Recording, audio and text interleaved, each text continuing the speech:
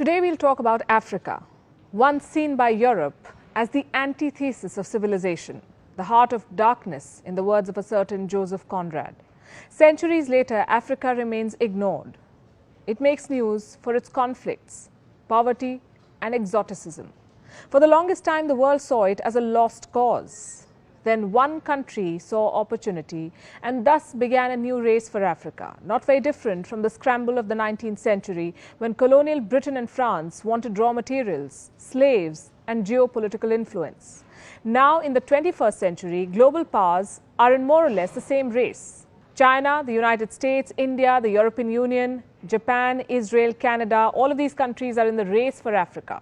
And one country is emerging as the clear winner.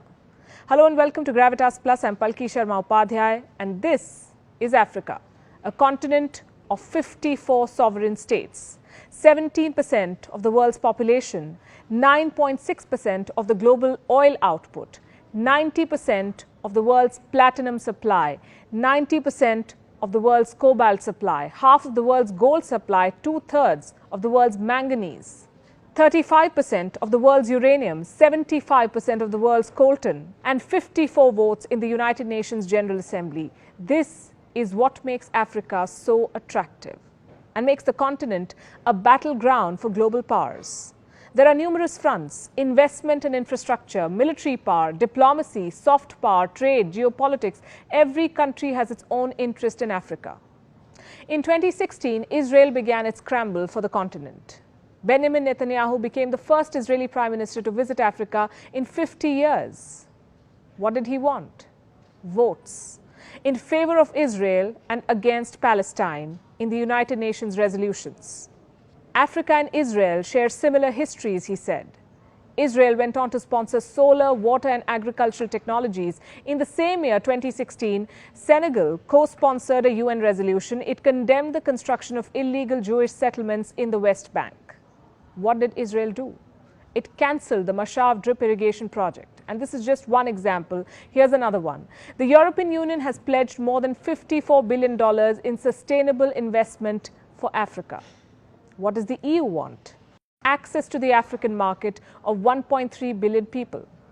Brussels has negotiated free trade agreements with at least 40 African countries. But does this ensure a balanced two-way trade? It doesn't. And no country has a bigger interest in Africa than China. China is funding 1 in 5 infrastructure projects in Africa. It is building every third one.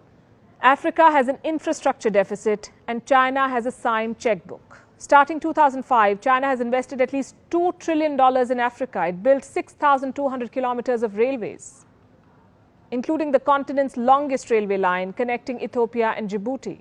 Beijing has also built the African Union headquarters in Addis Ababa. What does China get in return? A lot. Geopolitical influence to start with. Beijing is selling its culture, its currency. In Guinea-Bissau, exit signs are written in Mandarin. China has established at least 50 Confucius Institutes across 33 countries. Several African countries use Chinese currency. China also gets a strategic overseas base.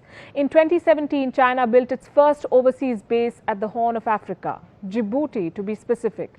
Djibouti connects the Mediterranean Sea to the Indian Ocean via the Suez Canal. The base has the capacity to accommodate 10,000 troops. China also gets a market to dump its goods. China is Africa's largest trading partner. Chinese trade has increased 40-fold in the last 2 decades. At least 10,000 Chinese firms operate in Africa. This is according to a McKinsey study. Africa has resources and China has access. Did you know that a third of China's investments in Africa are in the mining sector? And finally, it gets to debt trap Africa.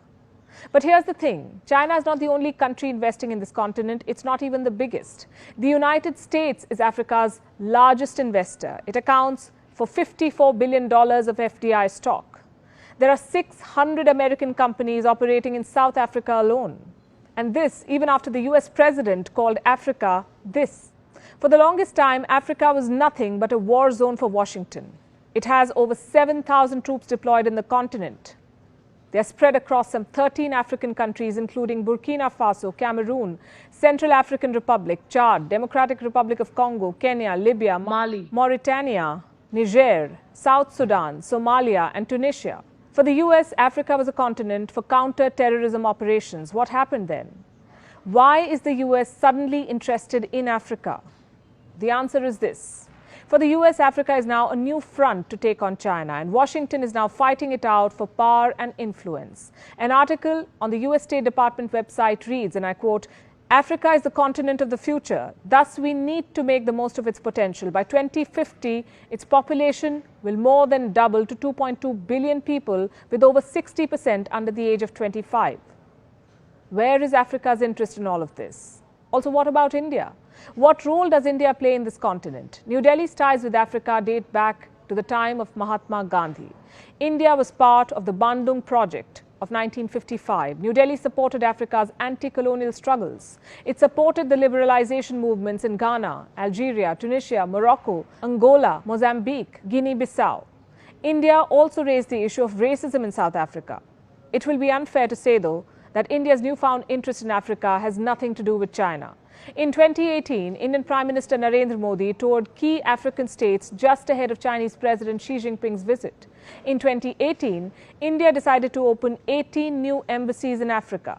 India has defense partnerships with Zambia, Nigeria, Ghana, Ethiopia, Botswana, Uganda, Mozambique, and Namibia. New Delhi is currently training African military.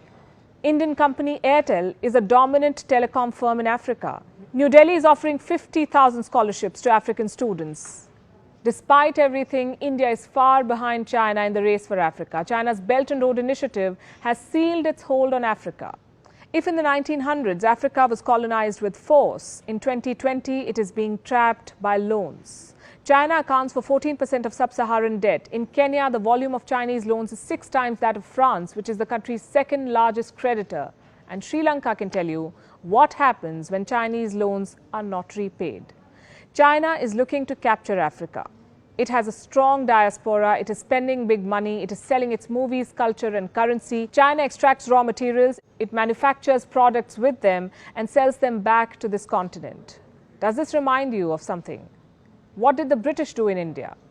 In the 19th century, the rivalry between Britain and France fueled Africa's colonization.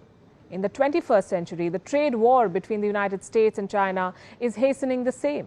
Just like the 19th century, there are numerous countries in the scramble for Africa, and just like the 19th century, there is nothing in it for Africa. Gravitas Plus, co-presented by Skoda.